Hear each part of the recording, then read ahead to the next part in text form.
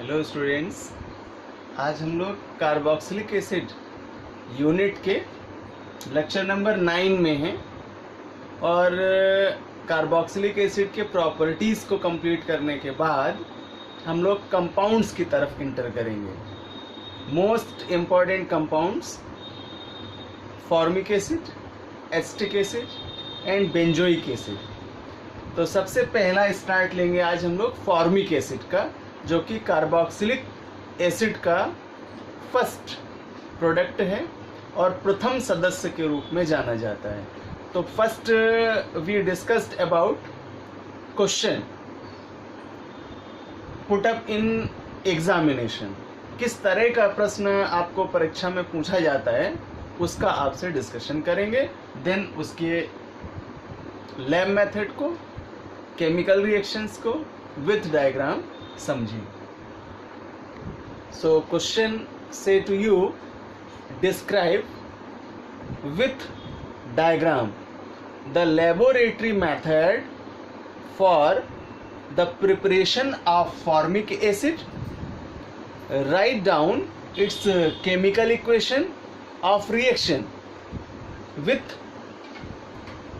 Fehling solution and Tollens reagent। Most important 2 chemical properties हैं ये, जो कि Fehling solution और Tollens reagent के साथ में बोर्ड एग्जाम में पूछी जाती है। Now the other variety of question से to you, explain the laboratory method of formic acid with diagram, give its principle with chemical reaction and discussed their physical and chemical properties with uses। तो students, ये अपने आप में long question हुआ, जो कि आप के क्वेश्चन पेपर में 5 मार्क्स से क्वेश्चन के रूप में पूछा जाएगा। अब इस पूरे क्वेश्चन के सेगमेंट को 1 बाय 1 करके सॉल्व करते हैं। सबसे पहले लैब मेथड के प्रिंसिपल का और केमिकल रिएक्शन का डिस्कशन करेंगे। तो सबसे पहले जानते हैं हम फॉर्मिक एसिड के फॉर्मूले को। इसे रिप्रेजेंट करते हैं HCOOH। मॉलिक्यूलर फार्मूला है फॉर्मिक एसिड का, और इसे स्ट्रक्चरल फार्मूले में कन्वर्ट करें, then H single bond C, double bond O and single bond OH। तो इस स्ट्रक्चरल फॉर्म में फॉर्मिक एसिड को रिप्रेजेंट करते हैं। और यह, जैसा कि नाम है इसका, फॉर्मिक, तो it is an Greek text word named Formica. वहां पर चींटी के लिए वर्ड यूज किया गया है फॉर्मिका। तो उस प्रकार के इंसेक्ट्स में पाया जाने वाला केमिकल, जो कि एक तरह से फ्लेमेटरी होता है, स्किन में संपर्क में आने पर जलन उत्पन्न करता है। तो उस फॉर्मिका के नाम से इस एसिड का नॉमिनेशन फॉर्मिक एसिड के रूप में किया गया। तो like as a arthropods insects have this type of acid. तो जैसा मैंने अभी एग्जांपल ही दिया आपको कि चींटी में और उस प्रजाति के जो इंसेक्ट्स हैं उनमें इस एसिड की प्रेजेंस है, और त्वचा के संपर्क में आने पर ये जलन उत्पन्न करता है, इसलिए इसका नाम दिया गया फॉर्मिक एसिड। तो अब हम लोग डिस्कशन करेंगे इसके लैब फॉर्मेशन के केमिकल रिएक्शन। तो लैब मेथड का प्रिंसिपल, जब ग्लिसरॉल को ऑक्सैलिक एसिड के साथ नियर अबाउट 100 डिग्री सेल्सियस से 110 डिग्री सेल्सियस टेम्परेचर पर हीट करते हैं, तो फाइनली प्रोडक्ट के रूप में फॉर्मिक एसिड प्राप्त होता है, और यह reaction step by step complete होती है। तो इसके सभी स्टेप्स को रिएक्शन के माध्यम से क्लियर करते हैं। और most important what happen when का रिएक्शन भी है ये। इसे specially give only chemical reactions के रूप में भी पूछा गया। क्वेश्चन से to you, what happen when glycerol react with oxalic acid at 100 degree Celsius to 110 degree Celsius. तो स्टूडेंट्स, सबसे पहले हम केमिकल रिएक्शन का फर्स्ट स्टेप लेंगे। यहाँ 2 रिएक्टेंट हैं। माइंड मेकअप कीजिए कि जब फॉर्मिक एसिड का लैब मेथड पूछेगा तो रिएक्टेंट्स के रूप में 2 रिएक्टेंट्स की प्रेजेंस है। पहला है ग्लिसरॉल और दूसरा है ऑक्सैलिक एसिड। तो दोनों को फार्मूले में रिप्रेजेंट करें। ग्लिसरॉल का formula CH2OH single bond CHOH single bond CH2OH। React कराएं इसका ऑक्सैलिक एसिड से। फार्मूला होगा COOH single bond COOH। Anhydrous form में है ये, और इसे हीट करें 100 डिग्री सेल्सियस टेम्परेचर पर। चूंकि मैंने पहले ही आपको एक्सप्लेन किया कि यह reaction 100 degree Celsius to 110 degree Celsius होगी। तो फर्स्ट स्टेप कंप्लीट होगा एट 100 डिग्री सेल्सियस पर। यहाँ ग्लिसरॉल का फर्स्ट सिमेट्रिकल कार्बन जो हाइड्रोक्सिल समूह रखता है OH एल्कोहलिक ग्रुप के लिए, ये यहाँ ऑक्सैलिक एसिड के हाइड्रोजन को रिमूव करता है वाटर मॉलिक्यूल के रूप में, और H2O का रिमूवल हो जाता है। देन बचा क्या? COO एंड COOH इसी सिमेट्री पर इस कार्बन की वैलेंसी पर एडिट होगा। देन फार्मूला बनेगा CH2COO, ये बचा हुआ पार्ट, और इसी के साथ में एडिट हुआ नेक्स्ट, तो COOH, एंड बाकी का एज इट इज रहा सेकेंड और third carbon CHOH and single bond CH2OH। तो इस तरह से पहली रिएक्शन में जो कंपाउंड प्राप्त होता है इसे कहते हैं glycerol mono oxalate. Glycerol mono oxalate. तो सेकेंड स्टेप कंप्लीट करेंगे। जो फर्स्ट स्टेप से मिला था ग्लिसरॉल मोनो ऑक्सिलेट, उसे हीट करते हैं तो सिमेट्रिकल CO2 यानी कार्बन डाइऑक्साइड यहाँ से सब्सट्रैक्ट करती है। कार्बन डाइऑक्साइड के रिमूवल से बचा हुआ पार्ट है COOH, इसी कार्बन की सिमेट्री पर एडिट होगा। फार्मूला बनेगा CH2COOH single bond CHOH and single bond CH2OH। तो इसे कंपाउंड को नॉमिनेट करेंगे glycerol monoformate. Now third step interesting है। ग्लिसरॉल टू ग्लिसरॉल भी कह सकते हैं हम लोग। फर्स्ट स्टेप में हम लोगों ने ग्लिसरॉल को लिया था एज ए रिएक्टेंट, और यहां पर इस थर्ड स्टेप में फिर से ग्लिसरॉल प्राप्त होगा, लेकिन चूंकि हमारा मेन प्रोडक्ट है फॉर्मिक एसिड, इसलिए हम उसे हाईलाइट करेंगे। देखिए रिएक्शन को, ग्लिसरॉल मोनोफॉर्मेट को वाटर रिडक्ट कराते हैं, जल से रिएक्ट कराते हैं, और टेम्परेचर देते हैं 110 डिग्री सेल्सियस का। तो अब रिएक्शन का टेम्परेचर इंक्रीज हुआ, रिएक्शन जा रही 100 से 110 डिग्री सेल्सियस की तरफ। यहां से COOH इस वाटर के हाइड्रोजन के साथ मिल करके मेन प्रोडक्ट का फॉर्मेशन करता है HCOOH, जिसे नॉमिनेट किया है हम लोगों ने फॉर्मिक एसिड, यही बनाना था। प्लस सब्सट्रैक्शन क्या हुआ, अब यहाँ CH2 रह गया और इसकी वैलेंसी को कंप्लीट करेगा OH। देन फार्मूला होगा CH2OH single bond CHOH and single bond CH2OH, और यही ग्लिसरॉल है। तो ग्लिसरॉल से ही स्टार्ट किया था और लास्ट कर रहे हैं ग्लिसरॉल पर, लेकिन हमारा मेन प्रोडक्ट क्या है? Formic acid. तो एक बार इस पूरी रिएक्शन का कॉन्सेप्ट सुने और इसी तरह से आप तैयार करें या इसे लर्न करें। फर्स्ट स्टेप, जब ग्लिसरॉल की क्रिया ऑक्सैलिक एसिड के साथ लगभग 100 डिग्री सेल्सियस टेम्परेचर पर कराते हैं तो ग्लिसरॉल मोनो ऑक्सिलेट प्राप्त होता है। Then second reaction, glycerol mono oxalate को गर्म करने पर, हीट देने पर कार्बन डाइऑक्साइड रिमूव हो जाती है, जिससे ग्लिसरॉल मोनोफॉर्मेट प्राप्त होता है। देन थर्ड रिएक्शन, ग्लिसरॉल मोनोफॉर्मेट को जल अपघटित कराते हैं, वाटर रिडक्ट कराते हैं एट 110 डिग्री सेल्सियस पर। तो यह फॉर्मिक एसिड का फॉर्मेशन करता है, जो कि प्रयोगशाला का मुख्य उत्पाद। तो अब रिएक्शन के फिगर पार्ट में है, और फिगर के माध्यम से, डायग्राम के माध्यम से इसके मेथड को स्पष्ट करते हैं और फॉर्मिक एसिड का फॉर्मेशन समझते हैं। सबसे पहले इक्विपमेंट्स का आइडेंटिफिकेशन हो।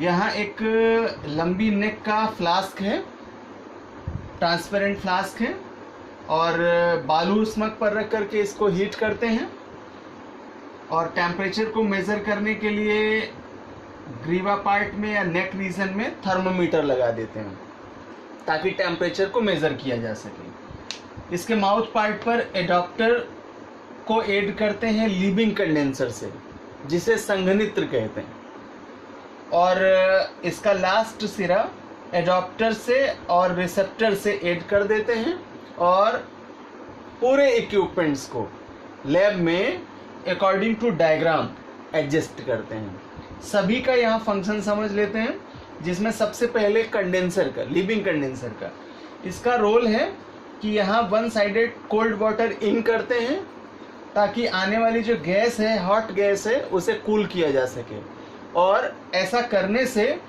यहाँ जो हॉट वाटर है उसको बाहर आउट कर देते हैं। तो लगातार ये कूलिंग करता रहता है, इसलिए इसे लीबिंग कंडेंसर नॉमिनेट करते हैं।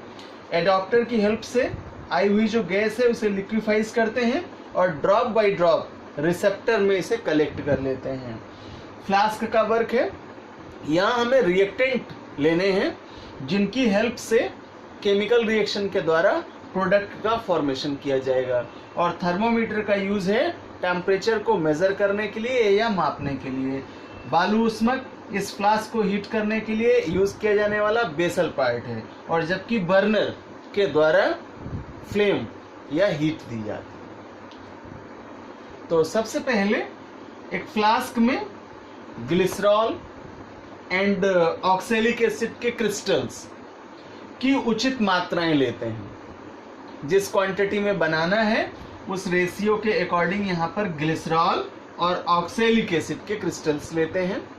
चूँकि ग्लिसरॉल लिक्विड फॉर्म में है और गाढ़ा लिक्विड होता है ग्लिसरॉल, और जबकि ऑक्सैलिक एसिड अनहाइड्रेटेड फॉर्म में है तो क्रिस्टल के रूप में होगा। देन माउथ पार्ट पर थर्मोमीटर लगाते हैं और कनेक्टिंग ट्यूब के द्वारा इसे एडॉप्टर और लीबिंग कंडेंसर से ऐड करते हैं, और इसे लास्ट सिरे से रिसेप्टर के द्वारा ऐड कर देते हैं।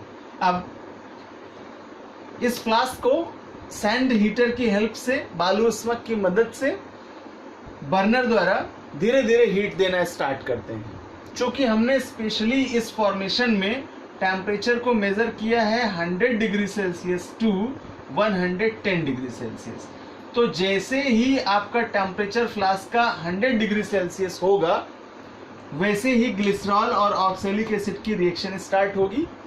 सबसे पहले ग्लिसरॉल मोनोऑक्सिलेट का फॉर्मेशन होगा, देन टेम्परेचर इंक्रीज करते हुए CO2 गैस के रिलीज हो जाने से ग्लिसरॉल मोनोफॉर्मेट में कन्वर्जन होगा, और ग्लिसरॉल मोनोफॉर्मेट यहाँ वाटर रिडक्ट करके फाइनल प्रोडक्ट के रूप में फॉर्मिक एसिड का फॉर्मेशन करती है, जो कि इस संघनित्र में पहुँचती है और इसे कूल किया जाता है, और इसमें कुछ H2O की भी प्रेजेंस रहती है, तो ये कूल हो करके रिसेप्टर में चली जाती है, लिक्विफाइड हो जाती है, और यहाँ पर जो लिक्विड प्राप्त होता है उसमें फॉर्मिक एसिड और उसमें कुछ क्वांटिटी में वाटर यानी जल की मात्रा उपस्थित है।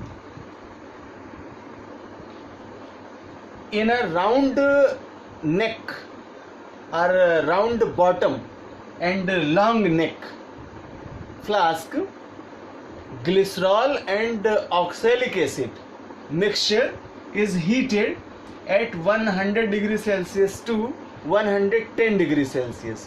As a result, first CO2 gas escapes with fuzz, and aqueous solution of formic acid get condensed and collected, obtain condense as a liquid substance contain formic acid with water bath। तो इस प्रकार जो formic acid प्राप्त हुआ वह aqueous है, अर्थात उसमें जल की मात्रा की भी उपस्थिति है। तो उस जल की मात्रा को हटाकर फॉर्मिक एसिड को प्योर फॉर्म में प्राप्त करना या निर्जल फॉर्मिक एसिड का फॉर्मेशन करना। अब इस स्टेप में समझते हैं कि किस प्रकार हम इसे प्योर फॉर्म में कन्वर्ट करें। सबसे पहले निर्जल फॉर्मिक एसिड बनाने के लिए जल मिश्रित अम्ल को बॉयल करते हैं, उबालते हैं और लेड कार्बोनेट द्वारा उसे न्यूट्रलाइज करते हैं, अर्थात उदासीन करते हैं, PbCO3 लेड कार्बोनेट द्वारा।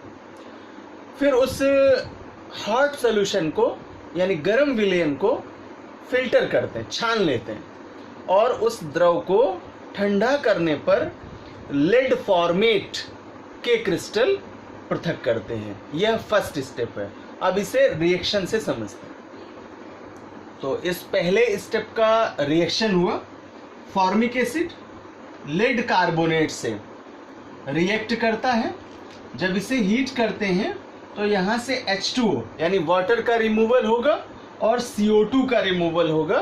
देन लेड का फॉर्मेट प्राप्त होगा और इस लेड फॉर्मेट के द्वारा हम अगले स्टेप को कंप्लीट करेंगे। अब इस लेड फॉर्मेट के क्रिस्टलों को छान कर और ड्राई कर लेते हैं, अर्थात सुखा लेते हैं और इन्हें कांच की एक बैंड ट्यूब यानी झुकी हुई या मुड़ी हुई नली में लेते हैं और इसके ऊपर dry H2S hydrogen sulphide gas pass out कर देते हैं, प्रवाहित कर देते हैं, जिसके फलस्वरूप प्योर फॉर्म में फॉर्मिक एसिड प्राप्त होता है।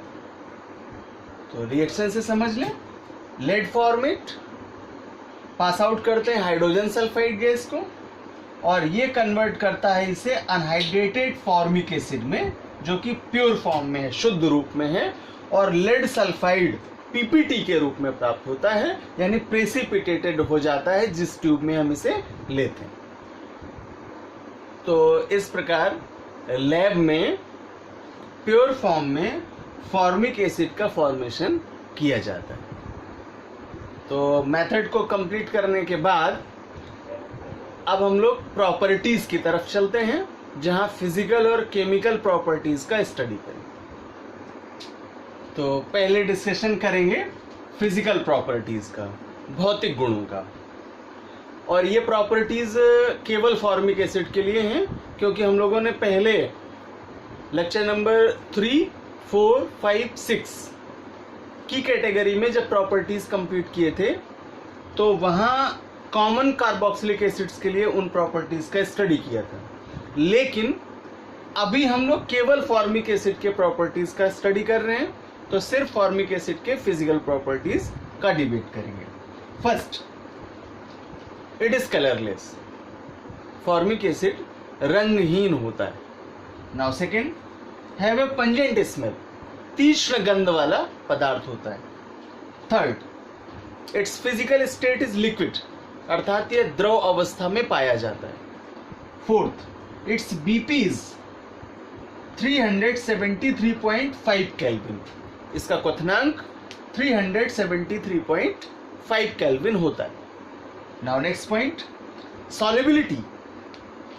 तो यह वाटर में और organic solvents like as alcohol, like as ethers आदि में किसी भी रेशियो में सॉल्युबल हो जाता है, अर्थात मिश्रणीय होता है और इजिली डिजॉल्व हो जाता है। देन लास्ट पॉइंट, संक्षारक द्रव के रूप में, इसे कोरोसिव लिक्विड कहते हैं। जैसा मैंने पहले एक्सप्लेन किया आपको कि यह त्वचा के संपर्क में आने पर जलन उत्पन्न करता है, फफोले उत्पन्न करता है और इसलिए इसका नाम दिया गया फॉर्मिका के नाम से, फॉर्मिक एसिड। और लाइक एज ए इंसेक्ट्स, और ये कई इंसेक्ट्स में होता है, जैसे चींटी में, जैसे चींटे में, जैसे बर्र में, जैसे हनी बी में यानी मधुमक्खी में, जैसे स्कॉर्पियन में यानी बिच्छू में, इस तरह के जो आर्थ्रोपोड इंसेक्ट्स हैं उनमें इस फॉर्मिक एसिड की प्रेजेंस होती है। तो अब हम स्टार्ट करेंगे इसके केमिकल प्रॉपर्टीज को, और उससे पहले आपको बता दूं कि कार्बोक्सिलिक एसिड के केमिकल प्रॉपर्टीज कॉमनली हम लोग पीछे के पार्ट्स में पढ़ चुके हैं। तो जिन स्टूडेंट्स ने मिस कर दिया हो वे lecture number 4, lecture number 5 and 6 and 7 and 8 parts का जरूर रिव्यू कर लें, यानी इन पार्ट्स को जरूर देख लें। तो वहां पर ब्रॉड स्टैंडर्ड में कार्बोक्सिलिक एसिड के केमिकल प्रॉपर्टीज को मैंने पढ़ाया है। उनमें से फॉर्मिक एसिड और एसिटिक एसिड के ही मोस्टली एग्जांपल्स लिए हैं। तो उनमें से कुछ सेलेक्टेड केमिकल रिएक्शंस हैं जो एग्जामिनेशन में पूछे गए हैं, उन्हें मैं केवल यहाँ डिस्कस करूंगा और बाकी के प्रॉपर्टीज आप लोग उन वीडियोस में वॉच कर लीजिए। Now first most important reaction with Tollens reagent. तो सिल्वर ऑक्साइड को टॉलेंस रिएजेंट कहते हैं। फार्मूला आप लर्न कर लीजिए, मोस्ट इंपॉर्टेंट। कुछ रिएजेंट्स और हैं जिनको मैं आगे डिस्कस करूंगा आपसे। तो पहला तो आपको टॉलेंस रिएजेंट्स का फार्मूला है Ag2O, सिल्वर ऑक्साइड। जब रिएक्ट कराते हैं फॉर्मिक एसिड का HCOOH plus Tollens reagent Ag2O, और इसे जब हीट करते हैं तो यहाँ से ये है ब्लैक PPT के रूप में कन्वर्ट हो जाता है। यानी कि एक तरह से जो सिल्वर है उसका ब्लैक PPT प्राप्त होता है। तो इसे हम अगर रिप्रेजेंट करें तो लिखेंगे ट्वाइस Ag और डाउनवर्ड एरो देंगे क्योंकि प्रेसिपिटेटेड है। देन यहाँ से carbon dioxide CO2 gaseous form में plus 2 hydrogen and single oxygen make H2O, ये रिमूवल हो जाते हैं। तो इस तरह से टॉलेंस रिएजेंट में उपस्थित सिल्वर का ब्लैक PPT प्राप्त होता है। Now second reaction, also most important chemical reaction with Fehling solution, अर्थात फेहलिंग विलयन से क्रिया।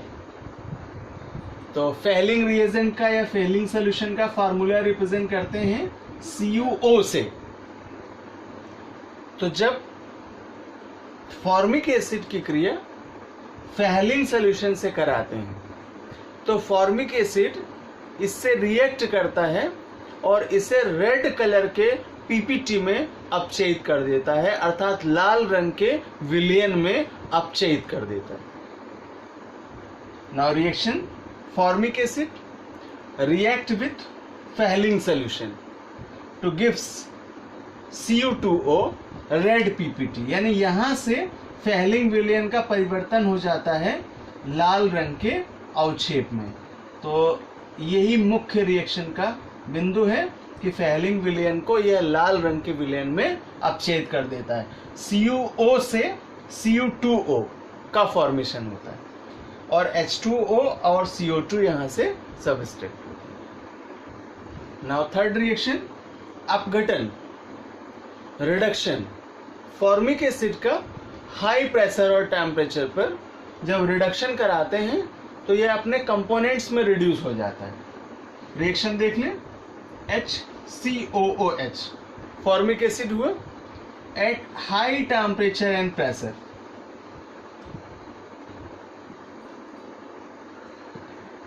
इसे जब हीट करेंगे तो यहां से कार्बन डाइऑक्साइड कंपोनेंट्स के रूप में और हाइड्रोजन H2 सबस्ट्रैक्ट हो जाते हैं, यानी आपस में ही ये अपघटित हो जाते हैं और रिड्यूसिंग कंपोनेंट्स के रूप में कार्बन डाइऑक्साइड और हाइड्रोजन का फॉर्मेशन करते हैं। नाउ नेक्स्ट रिएक्शन निर्जलीकरण। तो पहले भी डिस्कशन हुआ था आपसे इस रिएक्शन के बारे में कि वे रिएक्शंस जिनमें स्पेशली रिएक्टेंट से वाटर मॉलिक्यूल का रिमूवल हो जाए, अर्थात जल का पृथक्करण हो, उन अभिक्रियाओं को निर्जलीकरण कहते हैं। तो यहां जब फॉर्मिक एसिड को कंसंट्रेटेड H2SO4 यानी सल्फ्यूरिक एसिड के प्रेजेंस में हीट करते हैं तो ये निर्जलीकरण अभिक्रिया देता है और यहाँ से कार्बन मोनोऑक्साइड को रिड्यूस करता है, जबकि मुख्य रूप से H2O को हटाता है। तो वाटर मॉलिक्यूल के सबस्ट्रक्शन के कारण यह अभिक्रिया निर्जलीकरण कहलाती है और जबकि कार्बन मोनोऑक्साइड देता है CO प्लस H2O। इसे हॉट वेदर में carbon monoxide in gaseous state and H2O in gaseous state steam gas भी कहते हैं या वाटर गैस भी कहते हैं। नाउ लास्ट करेंगे फॉर्मिक एसिड के यूजेस से, उपयोग से। फर्स्ट पॉइंट, इन रबर इंडस्ट्री अर्थात रबर उद्योग में मोस्टली रबर इंडस्ट्री में इसे स्कंदक पदार्थ के रूप में इस्तेमाल करते हैं। जब सरफेस केमिस्ट्री पढ़ेंगे हम लोग, वहाँ पर एक टर्मिनोलॉजी आएगी जिसे स्कंदन कहते हैं, कोगुलेशन कहते हैं।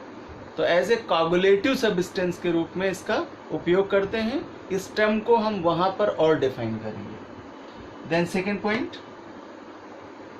फलों के रसों के संरक्षण में रोगाणुनाशक के रूप में जो फ्रूट जूस हैं उन्हें लॉन्ग टाइम तक प्रिजर्वेटिव बनाए रखने के लिए, सुरक्षित बनाए रखने के लिए इसका प्रयोग करते हैं ताकि उसमें बैक्टीरियल इन्फेक्शन डेवलप ना हो सके, बैक्टीरियल कल्चर मीडियम का फॉर्मेशन ना हो सके।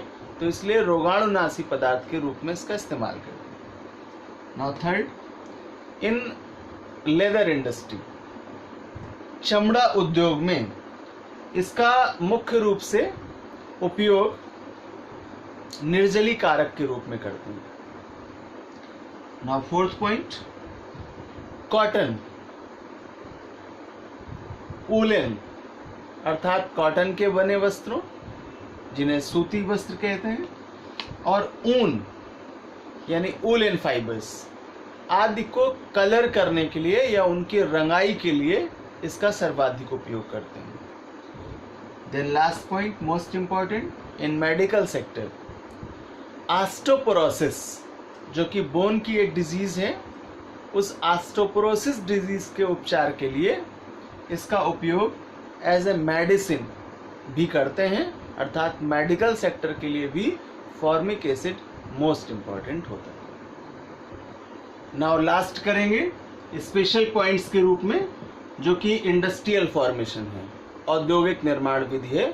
जब फॉर्मिक एसिड का वृहद मात्रा में यानी लार्ज क्वांटिटी में फॉर्मेशन करना हो तब हम इसे इंडस्ट्रियल वे पर बनाते हैं। तो औद्योगिक निर्माण विधि के रूप में इसका कॉन्सेप्ट रिएक्शन से समझ लें। अगर आपको लैब मेथड पूछे तो लैब मेथड का कॉन्सेप्ट करिएगा, और जब अगर इंडस्ट्रियल फॉर्मेशन पूछे देन आप इस रिएक्शन को कर सकते हैं। Carbon monoxide CO react with soda lime NaOH at 473 Kelvin temperature and high pressure near about 6 to 10 atm pressure. Then it react with one another and converted on sodium formate HCOONA. और जब इस sodium format को sulphuric acid के साथ react कराते हैं तो ये डिस्टिलेशन द्वारा यानी आसवन प्रक्रिया द्वारा फॉर्मिक एसिड का लार्ज क्वांटिटी में प्रोडक्शन करता है, और इस प्रकार औद्योगिक स्तर पर या व्यापारिक स्तर पर हमें फॉर्मिक एसिड प्राप्त हो जाता है।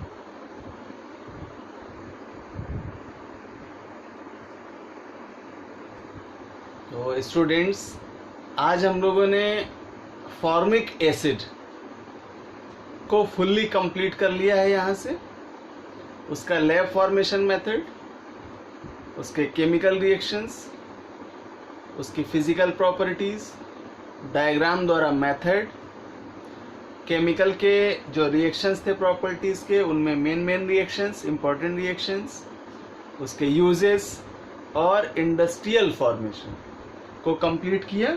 तो जो आज का ये पार्ट है, पार्ट नंबर 9, ये अपने आप में फॉर्मिक एसिड का पार्ट होगा, जो कि यहाँ से आपके एक लॉन्ग क्वेश्चन को कवर करता है।